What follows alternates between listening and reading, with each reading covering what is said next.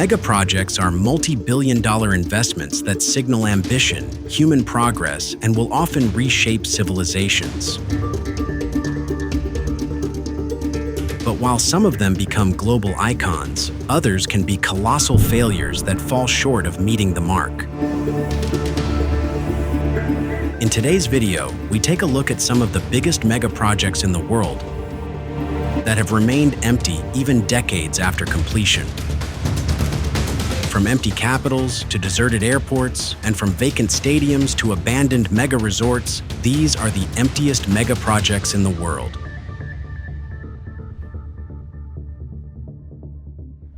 In 2005, Myanmar's military government announced it was moving the capital city, not renovating it, not expanding it, moving it entirely to a patch of scrubland in the middle of the country where nothing existed. They called it Naypyidaw, and why they built it had a lot to do with the problems plaguing the old capital. Yangon, the old capital, had problems the military government had no interest in solving. It was overcrowded, poorly connected to the rest of the country, and sat close to the coast in a position that military strategists considered strategically vulnerable.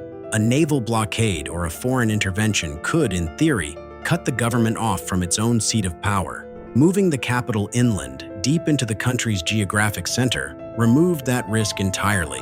The military also wanted a capital that projected the image of a modern, powerful state. Yangon's colonial-era infrastructure couldn't be easily retrofitted into that vision. Building from scratch could, so they picked a site, drew up the plans, and started construction before most of Myanmar knew it was happening. What went up was extraordinary by any measure. 20-lane highways wide enough to land a plane on, government ministry complexes the size of small towns, hotels with hundreds of rooms, a stadium, a golf course, an international airport, and enough infrastructure to support a city of millions. The problem is, the millions never came. The highways are empty, not quiet, empty. Photographs of Naypyidaw's main boulevard look like something from a post-apocalyptic film set, except the buildings are pristine and the roads are freshly paved. There is just nobody on them. The hotels report occupancy rates that wouldn't sustain a roadside motel. The airport handles a fraction of the flights its terminal was designed for.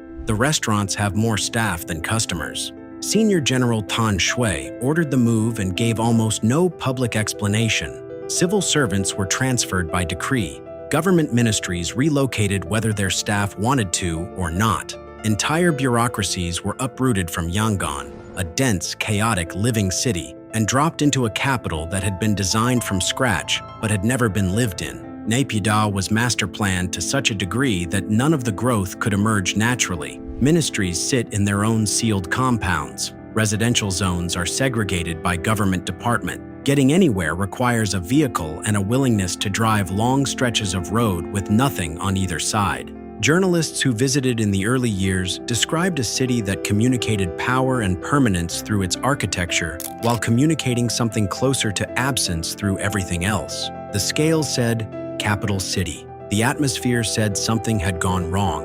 Naypyidaw remains Myanmar's official capital. The government functions there in the narrow administrative sense. But the vision behind it, a thriving seat of power that would grow into its own ambition, has never materialized. The roads are still empty, the hotels are still quiet. The city built for a future that didn't arrive is still waiting for it. After all is said and done, Naypyidaw may be the emptiest capital city in the world. Naypyidaw was built by a government that ordered its own people to move there. What comes next wasn't built by a government at all. It was built by a private developer who looked at one of the most famous cities in the world, decided to copy it exactly, and placed it in the Chinese countryside 2 hours from Shanghai. On the outskirts of Hangzhou, in Zhejiang province, there is a 108-meter replica of the Eiffel Tower. Around it, Haussmann-style apartment buildings line wide boulevards, ornate fountains anchor public squares, and the architectural language of 19th century Paris extends across a development that was designed to house 100,000 residents in a corner of eastern China that had no particular relationship to France or anything France represented. Tiandu Cheng was developed in the early 2000s by Zhejiang Guangsha, a private real estate company, during a period when themed residential developments were spreading rapidly across China. The concept tapped into a specific aspiration that was gaining traction among China's emerging middle class, the idea that European aesthetic, European design, and European urbanism signaled a quality of life that standard Chinese residential development couldn't offer. Developers across the country were building Little Venice, Little Austrias, Little Englands. Tiandu Cheng went further than most by committing to an entire Parisian district at genuine scale, with the tower as its centerpiece. The Eiffel Tower replica is not a token gesture. At 108 meters, it stands roughly a third of the height of the original, making it large enough to dominate the surrounding development and visible from considerable distance across the flat Zhejiang landscape. The surrounding streets were designed with genuine attention to the Parisian reference, with building facades, balconies, ironwork details, and street furniture that collectively produced something uncanny in its accuracy. Standing in the central plaza with the tower overhead, the visual experience is disorienting in a way that photographs struggle to fully capture. The development was completed around 2007 and marketed to buyers seeking an aspirational lifestyle at prices that were accessible relative to central Hangzhou. Units sold, the physical city existed, and then, for years, almost nobody moved in. At its emptiest, Tiandu Cheng had a population estimated at around 2,000 people against a design capacity of 100,000. The boulevards that should have been full of residents going about their lives were instead full of wedding photographers. The Eiffel Tower replica and its Parisian surroundings turned out to be extraordinarily popular as a backdrop for wedding and fashion photography, attracting visitors from across the region who came to take pictures and left without staying.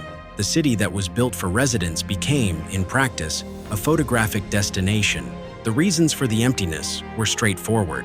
Tiandu Cheng was built far enough from central Hangzhou that commuting to the city for work was genuinely inconvenient. The supporting infrastructure, the shops, schools, restaurants, and services that make a residential area function as a community rather than a collection of apartments, was thin because the population needed to sustain it wasn't there. And the population wasn't there partly because the infrastructure wasn't there. The same loop that trapped other developments on this list played out in a Parisian setting. The population has grown over the years since its emptiest period. Hangzhou's expansion has gradually brought the city's development closer to Tiandu Cheng, improving its connectivity and making it a more practical place to live. Estimates in the early 2020s put the resident population somewhere between 20,000 and 30,000. A significant increase from its ghost town years, but still a fraction of the 100,000 it was designed for. The wedding photographers still come, the tower still stands, and the streets of a Chinese replica of Paris remain quieter than the original by an order of magnitude that no amount of Haussmann-style architecture has been able to close. In 2008, Spain opened a brand new international airport 200 kilometers south of Madrid. It had a runway long enough to handle the largest commercial aircraft in the world, a terminal designed for 10 million passengers a year, and a high-speed rail connection to the capital. By any technical measure, it was a serious, fully functional airport. It handled commercial flights for 3 years. Then it closed entirely. Ciudad Real Central Airport was a product of a specific moment in Spanish history. The early 2000s were a period of extraordinary economic confidence, fueled by a construction boom and cheap credit that made projects like this feel not just viable, but inevitable. Regional governments across Spain were competing to build infrastructure that would signal their economic arrival. A private consortium in Castilla-La Mancha decided that what the region needed was its own international airport, independent of Madrid, capable of drawing both budget carriers and long-haul traffic to a part of Spain that had historically been bypassed by major transport investment. The logic had surface plausibility. Budget airlines were expanding aggressively across Europe. High-speed rail was reshaping how people moved around the continent. Ciudad Real was positioned as a lower-cost alternative to Madrid Barajas for carriers tired of the congestion and fees of a major hub. The high-speed rail link meant passengers from Madrid could reach the airport in under an hour. What the projections didn't adequately account for was why a passenger in Madrid would travel an hour south to catch a flight when Barajas was already on the metro network. Budget carriers tried the route and found that the cost savings of operating from Ciudad Real didn't compensate for the difficulty of convincing passengers to use it. The catchment area around the airport itself, the population within reasonable driving distance, was too thin to sustain meaningful traffic independently of Madrid. The airport needed Madrid's passengers, but couldn't compete with Madrid's airport for them. When the financial crisis hit in 2008, the same year the airport opened, the credit conditions that had made the project possible collapsed. The consortium's finances deteriorated rapidly. Ryanair, which had been the airport's primary carrier, withdrew. Other airlines followed. By 2012, the airport had ceased commercial operations entirely and entered administration. What was left was a perfectly functional airport with nobody using it. The runway sat empty. The terminal, modern and well-equipped, processed no passengers. The high-speed rail station built to connect it to Madrid served no purpose. In 2015, the entire facility was auctioned off for approximately 10,000 euros, a fraction of the 1.1 billion euros it had cost to build just 7 years earlier. There have been intermittent attempts to revive it since. Proposals for cargo operations, logistics hubs, and drone testing facilities have surfaced and largely stalled. The infrastructure is still there, maintained at minimal cost, waiting for a use case that has not yet materialized. The runway that was built for intercontinental jets occasionally hosts light aircraft and the odd promotional event. Ciudad Real Central Airport is not the story of a project that was technically flawed. The engineering worked. The facilities were real. It is the story of a project built on demand that was assumed rather than demonstrated, in a location that made sense on a spreadsheet and nowhere else. Ciudad Real built an airport and waited for airlines that never stayed. What comes next did the same thing, except the airport ended up sharing its runway with wildlife. Sri Lanka's second international airport was built in Hambantota, a small port town on the southern coast of the island, far from Colombo, far from the country's tourist centers, and far from any significant concentration of passengers who might actually need to fly somewhere. It opened in 2013, named after the then-president Mahinda Rajapaksa, whose home district Hambantota happened to be. That detail is relevant to understanding almost everything that followed. The airport was built with Chinese financing as part of a broader infrastructure push in the Hambantota region that also included a deep-water port. The argument was that Hambantota would become a major economic hub, that the port would drive industrial development, and that the airport would serve both the resulting business traffic and tourists drawn to Sri Lanka's southern coast. The government projected millions of passengers within a few years of opening. In its first year of operation, Mattala Rajapaksa International Airport handled fewer than 1,000 passengers in total, not per day, in total.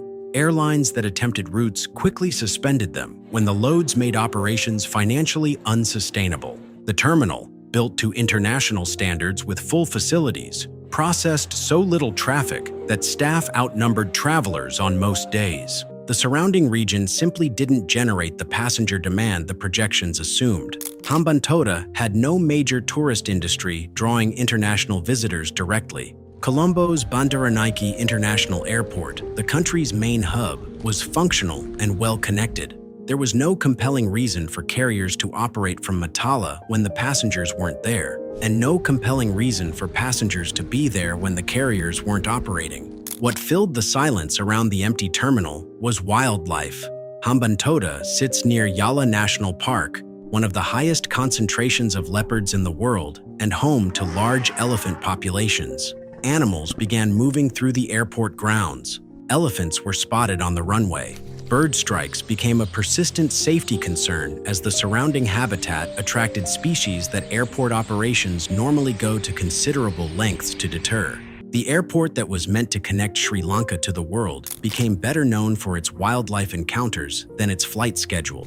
The financial weight of the broader Hambantota infrastructure project contributed to a debt crisis that eventually forced Sri Lanka to hand operational control of the port to a Chinese state company on a 99-year lease, one of the most cited examples of what critics call debt trap diplomacy in modern infrastructure financing. The airport avoided that specific fate, but remained a symbol of the same dynamic. large infrastructure built on political ambition and optimistic projections in locations that the underlying economics could never support. Mattala Rajapaksa International Airport is still technically open. It handles minimal traffic, mostly charter flights and the occasional domestic service. The terminal is maintained. The runway is usable. The elephants still come. But what happens when you build something for a global event? A moment of national pride, a window of attention that lasts a few weeks and then closes forever. The question is, what gets left behind when it does?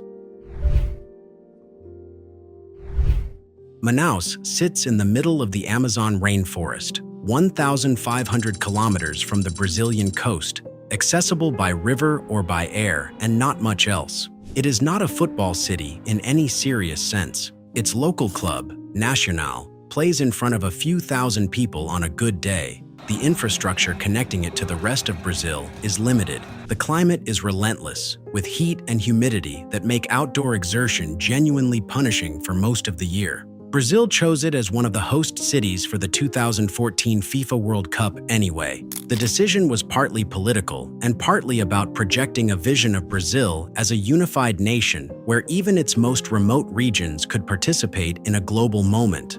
Manaus had the population to qualify as a host city under FIFA's criteria, and including it sent a message about the reach of Brazilian development. The federal government was in a period of ambitious infrastructure spending, and the World Cup was the vehicle through which dozens of projects across the country were being accelerated and justified.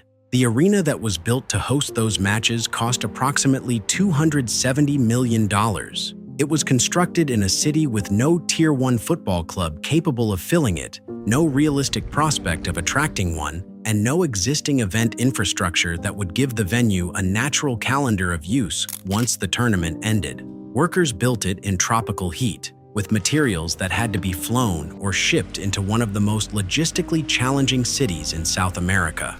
The roof alone, a striking wave-shaped canopy designed to reference the form of an indigenous basket, required engineering solutions developed specifically for the project. During the World Cup, the arena worked exactly as intended. It hosted 4 group stage matches including England versus Italy, one of the most watched games of the tournament, and delivered the spectacle FIFA and the Brazilian government had promised. The world watched. Manaus was on the screen. Then the tournament ended, and the reality of what had been built became impossible to ignore. A 44,000-seat arena in a city whose football culture couldn't fill a stadium a quarter of that size. The operating costs of maintaining a venue of that scale, the electricity, the staffing, the upkeep of a modern stadium in a tropical climate that accelerates deterioration, ran into millions of dollars annually with no revenue stream capable of covering them. The state government of Amazonas, which inherited responsibility for the arena after the World Cup, has cycled through proposals for alternative uses. It has hosted concerts, local football matches, and corporate events. For a period, part of the facility was converted into a public bus depot, an image that became shorthand internationally for the gap between World Cup promises and World Cup realities. Court sessions have been held there. Universities have used sections of it for classes. None of it adds up to a solution. The arena remains one of the most expensive and least justifiable pieces of sports infrastructure ever built, not because it failed as a construction project, but because the decision to build it in Manaus was made for reasons that had nothing to do with whether Manaus needed it or could sustain it. The Amazon keeps its heat and humidity regardless. The stadium sits in it, maintained at considerable expense, waiting for a purpose that matches its scale. Manaus got a stadium for a tournament that lasted 3 weeks. Athens got an entire complex of venues for a tournament that lasted 16 days. The scale was larger, the ambition was greater, and what was left behind was proportionally more difficult to explain.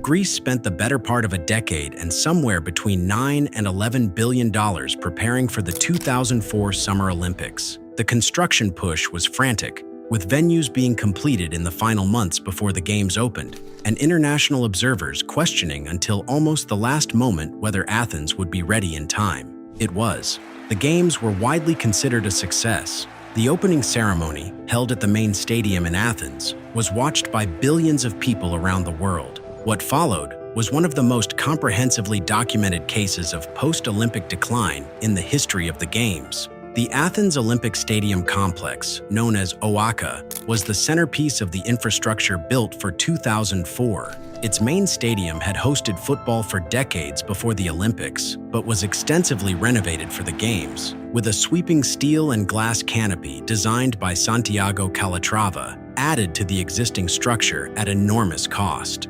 Calatrava's roof became one of the defining images of the Athens Games, a genuinely beautiful piece of engineering that transformed the stadium's profile into something architecturally significant. The broader complex included an aquatic center, a velodrome, a tennis center, a weightlifting hall, and multiple support facilities, all built or renovated to Olympic standard on a site in the northern Athens suburb of Marousi. The investment was justified at the time on the basis that Greece, a country that had never hosted the modern Olympics, despite being their ancient birthplace, owed the Games a facilities package worthy of that history. The International Olympic Committee had returned the Games to Athens after a gap of over a century, and Greek national pride demanded something extraordinary. The problem was that Greece, a country of 11 million people, had built Olympic infrastructure scaled for a global event rather than a national sports culture. The Aquatic Center, designed to host thousands of spectators for swimming and diving events,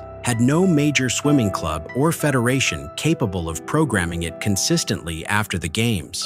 The velodrome had no professional cycling circuit to anchor it. The tennis center hosted a professional tournament for several years before that too faded. The main stadium continued to host football for Athens' major clubs, but the broader complex around it deteriorated steadily. When the Greek financial crisis hit after 2008, the maintenance budgets that might have slowed that deterioration disappeared almost entirely. Photographs of the Athens Olympic complex taken in the years following the crisis showed venues with cracked tiles, overgrown vegetation pushing through concrete, faded signage, and facilities that had been world-class a decade earlier sitting in visible disrepair. The Calatrava canopy, once a symbol of Greek ambition, hung over a stadium that struggled to fill even for major matches. The Greek government has repeatedly announced plans to redevelop the broader Olympic site, with proposals ranging from commercial development to expanded sporting use. Progress has been slow, constrained by the same financial pressures that allowed the decline to happen in the first place.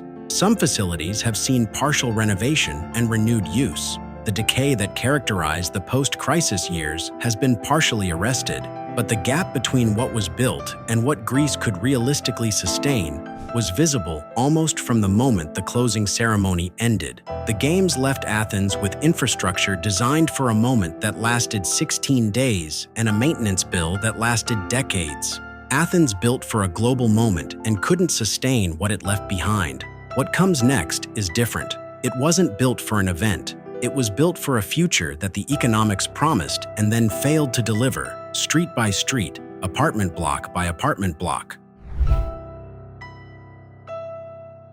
In the mid-2000s, a developer named Francisco Hernando, known in Spain as Paco el Pochero, began building a city from scratch on a plateau south of Madrid. Not a neighborhood, not a development. A city designed to house 30,000 families across more than 13,000 apartments, with schools, shops, and the full infrastructure of a functioning urban community. It was called El Quiñón, part of the broader municipality of Seseña, and it was going to be one of the largest residential developments in Spanish history. Hernando had made his fortune in construction during Spain's long property boom, and had watched land values and housing demand climb year after year through the 1990s and into the 2000s. The logic of El Quiñón was straightforward from his perspective. Madrid was expensive.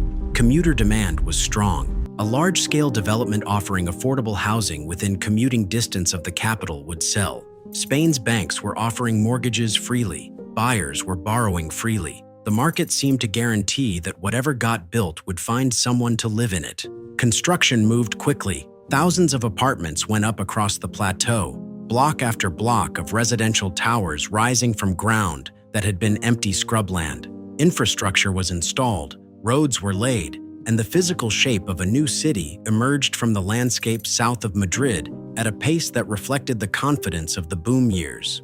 Then 2008 arrived. The Spanish property market collapsed with a speed and totality that wiped out the assumptions the entire project had been built on. Mortgages dried up overnight. Buyers who had reserved apartments walked away from deposits rather than complete purchases they could no longer finance. The banks that had been funding construction pulled back. Hernando's finances, stretched across an enormous project still mid-build, came under severe pressure. What was left was a development that was partially complete, partially occupied, and profoundly unfinished in ways that made the occupied sections feel as desolate as the empty ones. Families who had moved in found themselves living in finished apartments surrounded by vacant blocks, with shops that never opened because the customer base never materialized, and schools operating at fractions of their intended capacity. The community infrastructure that makes a residential development feel like a place to live rather than a place to sleep had never had the population to sustain it.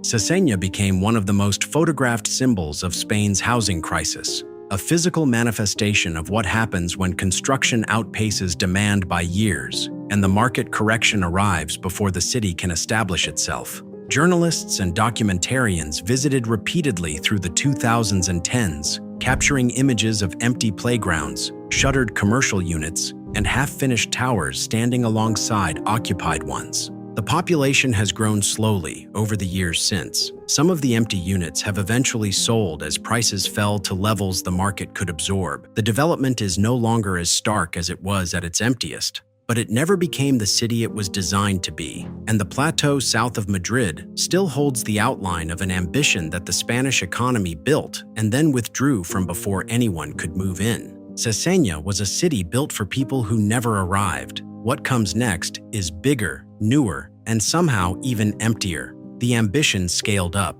The result stayed the same. Forest City was supposed to be the future, not a housing development, not a suburb, but an entire new city built on 4 artificial islands off the southern tip of Malaysia, just across the strait from Singapore. The developer, Country Garden, one of China's largest property companies, unveiled plans in 2016 for a self-contained urban environment housing 700,000 people, complete with its own schools, hospitals, shopping districts, offices, and a design language that promised something between a tropical resort and a modern metropolis. The target market was Chinese buyers, not Malaysians, Chinese nationals looking to park wealth overseas, secure a second residence, or position themselves for eventual emigration. Country Garden marketed Forest City aggressively in mainland China, opening sales offices across dozens of cities and presenting the project as a gateway to Southeast Asia with the stability of Malaysian property law and the proximity of Singapore's economy. Sales in the early years were strong enough to suggest the model was working. Then Beijing moved. In 2017, China tightened capital controls, restricting the ability of its citizens to move money overseas for property purchases. The flow of Chinese buyers that Forest City had been built around slowed dramatically almost overnight. The sales offices in mainland China went quiet. The reservations that had looked like momentum evaporated as buyers found themselves unable to complete purchases or unwilling to navigate the new restrictions. Malaysian politics added another layer. In 2018, then Prime Minister Mahathir Mohamad publicly criticized Forest City, raising concerns about foreign ownership of Malaysian land and questioning whether a development explicitly marketed to Chinese nationals served Malaysian interests. His comments landed during an election campaign and carried weight that went beyond rhetoric. The project became politically charged in a way that made Malaysian buyers hesitant and further dampened the international appetite that had already weakened. What got built in the years that followed was real in the physical sense. Towers rose from the artificial islands, roads were laid, a shopping mall opened, along with hotels and some residential units. The islands themselves, reclaimed from the sea at considerable environmental cost to nearby fishing communities and coastal ecosystems, were transformed from water into land and then into the skeleton of a city. But the skeleton never filled in. Occupancy rates across the completed residential towers sat in single digits for extended periods. The shopping mall that opened to serve a community of hundreds of thousands operated for a fraction of that population. Roads built for urban traffic carried almost none. The design that had looked futuristic in the marketing materials looked eerie in reality. Wide boulevards and modern architecture in a place where almost nobody lived. Country Garden has continued to develop sections of the project and has attempted to reposition Forest City away from its original Chinese buyer focus toward a broader international market and Malaysian residents. A special economic zone designation was announced, with proposals for tax incentives and visa arrangements designed to attract businesses and residents. Some of those initiatives have shown early signs of interest. Whether any of it will close the gap between the city that was marketed and the city that exists is a question Forest City is still in the middle of answering. The islands are there, the towers are there, the infrastructure is there, the 700,000 people are not. Forest City was built for a market that politics shut down before it could arrive. And next, we have a technology city, built from scratch in the middle of the African savanna that aimed to be Kenya's Silicon Valley.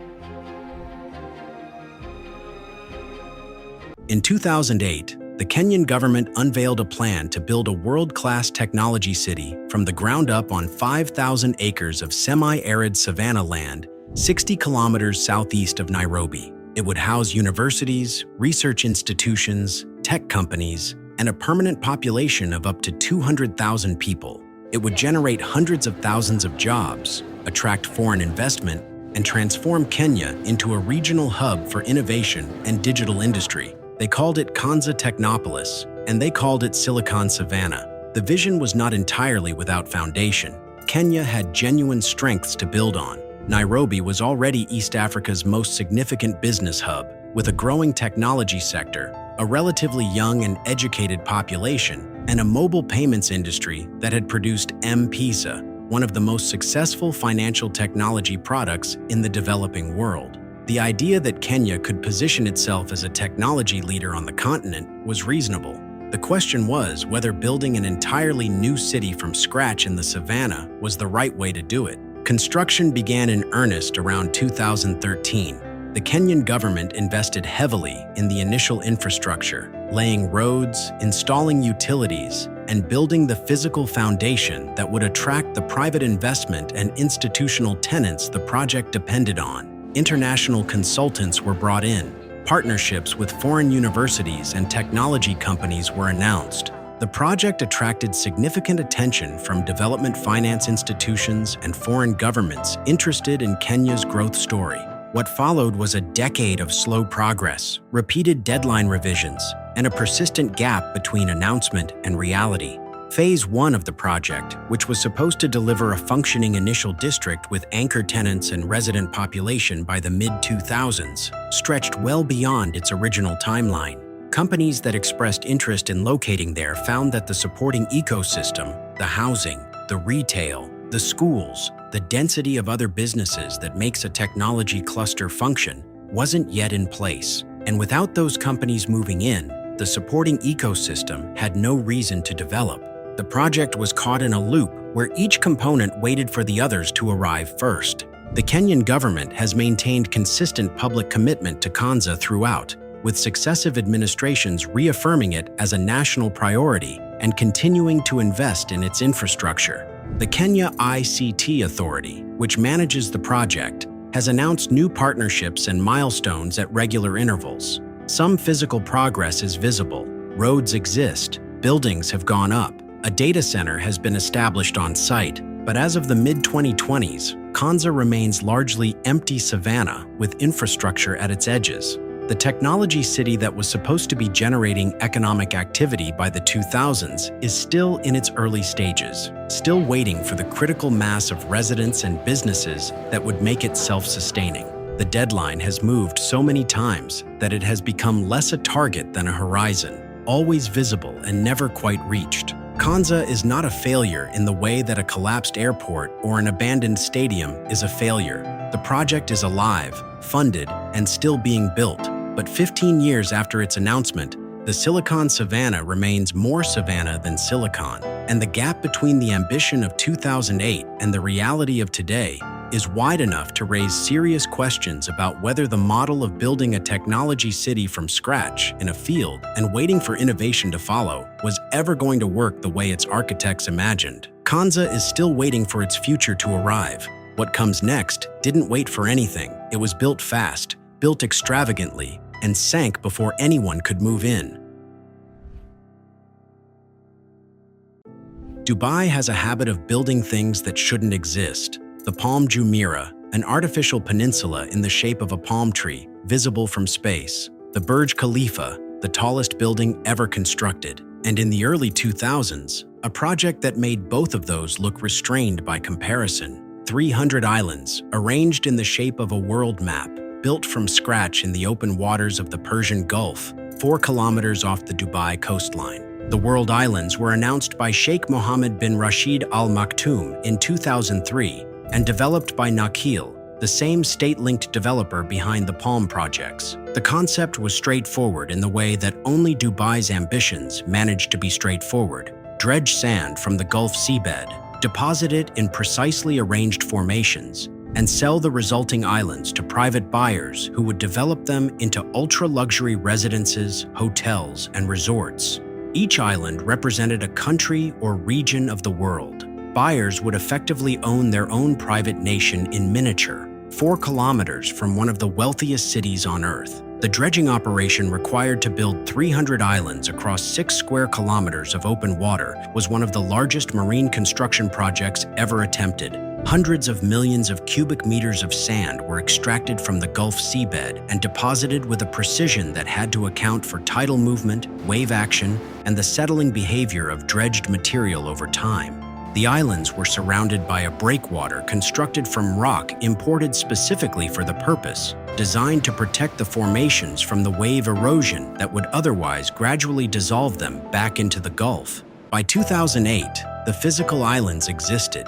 They were sold. Buyers from around the world paid prices that reflected Dubai's peak property market confidence, with individual islands changing hands for tens of millions of dollars. Development plans were announced for hotels, private villas, and resort complexes that would make the world one of the most exclusive addresses on the planet. Then, the global financial crisis hit, and Dubai's property market collapsed with a totality that exposed how much of the Emirates' development boom had been built on debt and assumption rather than underlying demand. Nakheel, which had borrowed enormously to finance its projects, required a state bailout. Development financing for the world dried up almost overnight. Buyers who had purchased islands found themselves holding title to sandbanks with no infrastructure, no fresh water, no electricity, and no realistic prospect of development in the near term. For years afterward, the world existed as it sounds, a collection of sand islands in the Gulf, shaped like a map of the planet,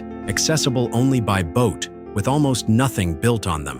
One island, named Lebanon, saw some development activity. A resort called the Heart of Europe has been under intermittent development on a cluster of European islands for years, with some sections eventually opening to visitors. But the vast majority of the world's 300 islands remain undeveloped, sitting in the Gulf Sun, slowly eroding at their edges despite the breakwater, waiting for a development boom that has never returned at the scale the original vision required.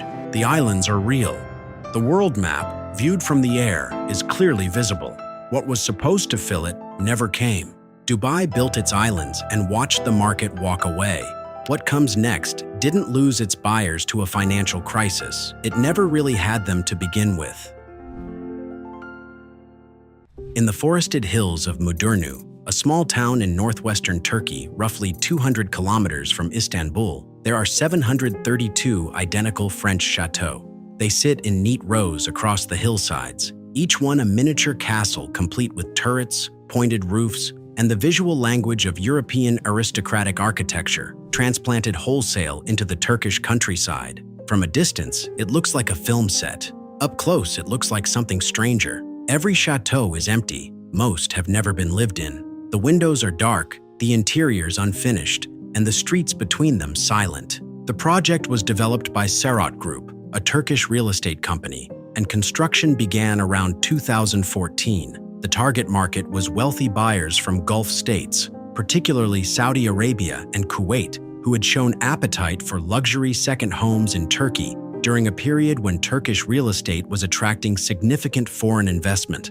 The chateau aesthetic was a deliberate choice, designed to signal European luxury to buyers for whom that aesthetic carried aspirational weight. Each unit was priced at between $400,000 and $500,000, with the full development representing a total investment of approximately $200 million. The timing looked reasonable when construction started. Turkey was growing, foreign buyers were active in its property market, and the Gulf states had the wealth and the appetite for exactly the kind of product Sarot was building. The company sold a significant number of units off-plan, with buyers putting down deposits on chateaux that existed only in renderings and scale models. Then, the conditions that made the project viable collapsed in sequence. Turkey's currency entered a period of severe volatility, with the lira losing a substantial portion of its value against the dollar and the euro over a relatively short period.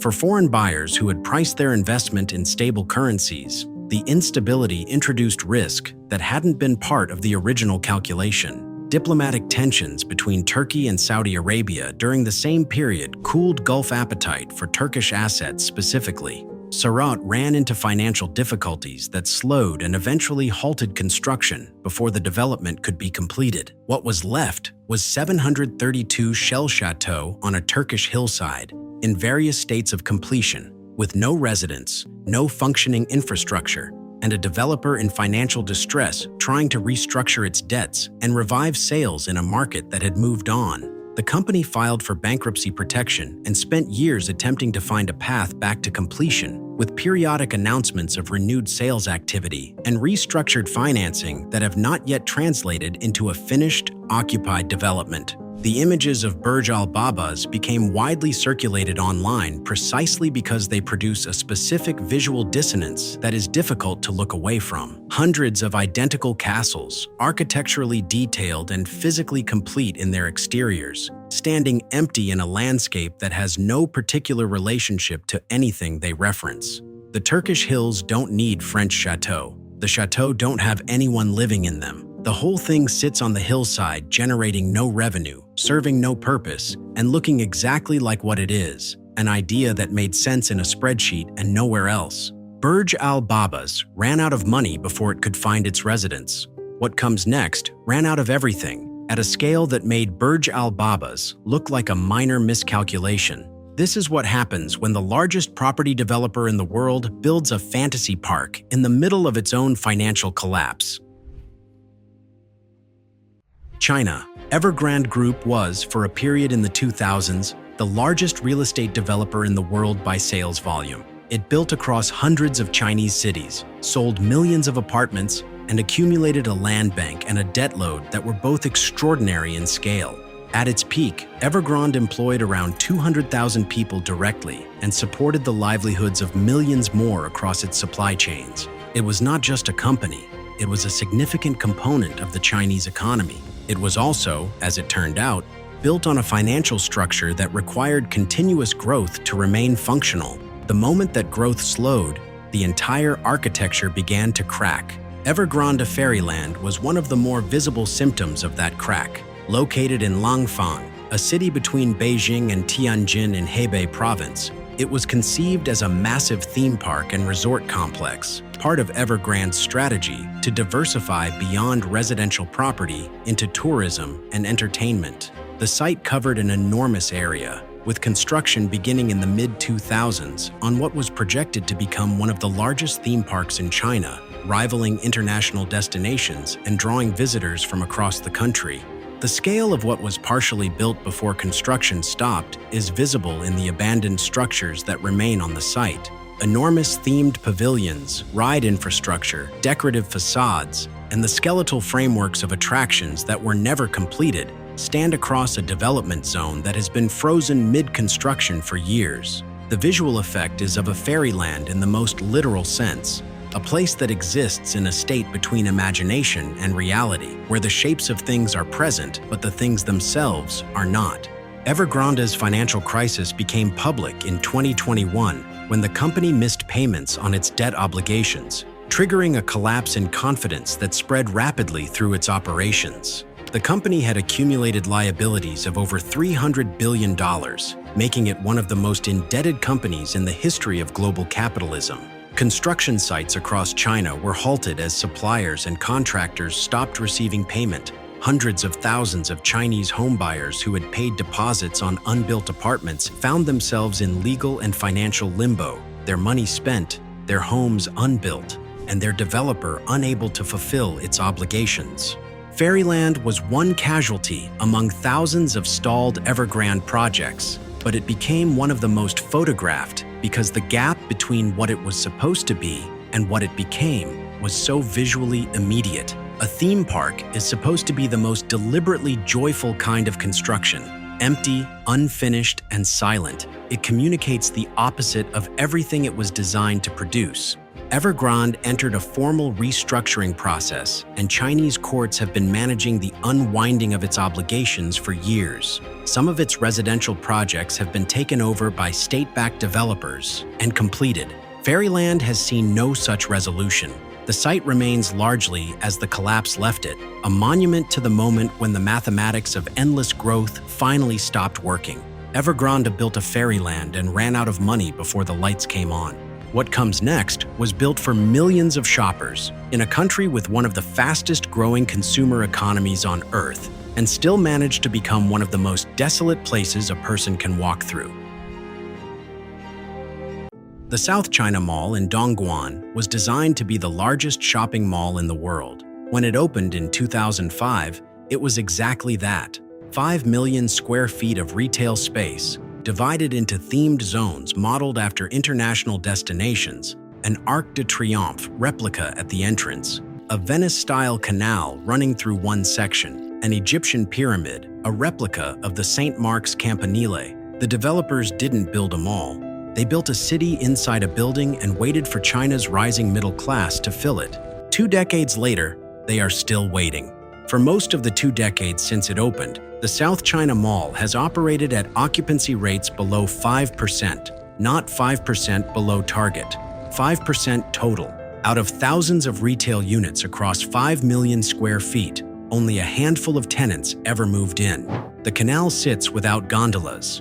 The Arc de Triomphe stands at the entrance to corridors that echo because nothing absorbs the sound. Security guards patrol zones where no shop has ever opened. Dongguan was a manufacturing city, not a consumer one. The workers who filled its factories sent money home rather than spending it locally. The middle class the mall was designed to serve lived in Guangzhou and Shenzhen, cities with their own retail options and no particular reason to travel to Dongguan for a shopping experience they could find closer to home. The fundamental demand that the entire project was built around didn't exist in the location it was built for. The developers, the founders group, had watched China's economy expanding at a pace that made almost any bet on consumer growth look reasonable in the early 2000s. They chose Dongguan partly for its land costs and partly on the assumption that a destination large enough and spectacular enough would generate its own gravity, pulling visitors from across the Pearl River Delta region. That assumption turned out to be wrong in a way that no amount of replicated European architecture could fix. Walking through the South China Mall in its empty years was an experience that journalists and photographers documented extensively, precisely because it produced a specific kind of unease. The scale communicates abundance and possibility. The silence communicates failure. Ceilings designed to feel grand feel oppressive when there's nobody beneath them. Corridors that should be navigated through crowds become long, quiet tunnels with flickering lights and the occasional security guard moving through on a route that never changes. There have been partial revivals. In recent years, sections of the mall have been converted to entertainment and dining uses, with some success in attracting local visitors on weekends. Occupancy has crept upward from its lowest points. The developers have repeatedly announced renovation plans and rebranding efforts, some of which have partially materialized. The mall is no longer quite the ghost town it was at its most empty, but it has never come close to the vision it was built for. The themed zones still sit largely vacant. The canal still runs through a corridor that sees a fraction of the footfall it was designed for. The largest mall in the world, built at the peak of confidence in China's consumer future, remains a monument to the gap between what an economy looks like on a growth chart and what it actually needs on the ground. What closes this list has been standing for over 30 years without ever being finished in one of the most isolated and controlled countries on Earth. It is not abandoned, it has never been completed, and it may never be either. In 1987, North Korea began construction on a hotel in its capital, Pyongyang, that was intended to be the tallest building in the world. The Ryugyong Hotel rises 330 meters in a pyramidal form of 105 floors, its 3 wings tapering to a point that dominates the Pyongyang skyline from almost every angle in the city. When it was designed, it would have been not just the tallest hotel on Earth, but one of the most architecturally striking buildings anywhere in the world. A statement, in concrete and glass, that North Korea belonged in the same conversation as the most ambitious nations on the planet. Construction stopped in 1992. The building has never been occupied.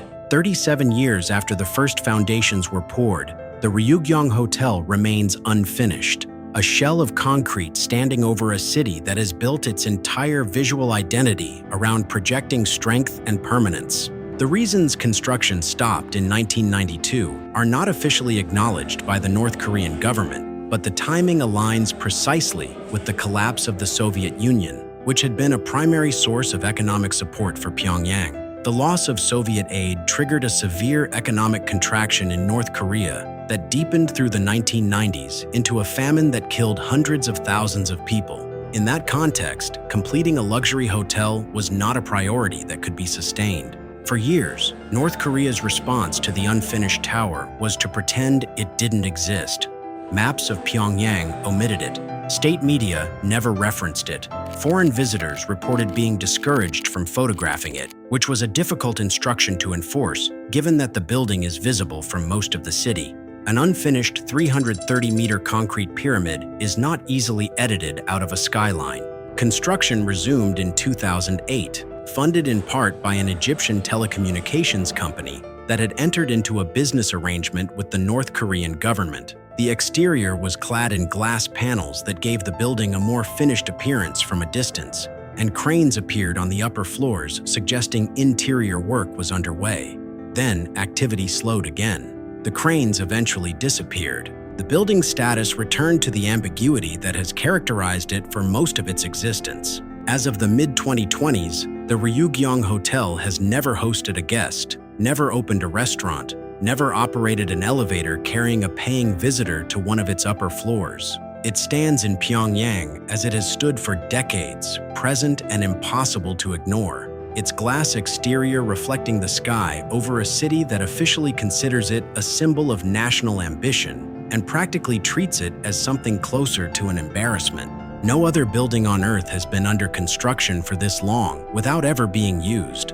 No other government has maintained the fiction of a functioning skyscraper while leaving it empty for a generation. The Ryugyong Hotel is not just the emptiest building on this list. It is one of the strangest objects in the modern world, a monument to ambition so frozen in place that it has become its own kind of permanence. It was supposed to open in 1989. It is still waiting. What do you think of these mega projects that went to waste? Do you think any of them will turn into success stories? Comment your thoughts below. Keep following SIGNUM for more detailed breakdowns of world's most fascinating mega projects.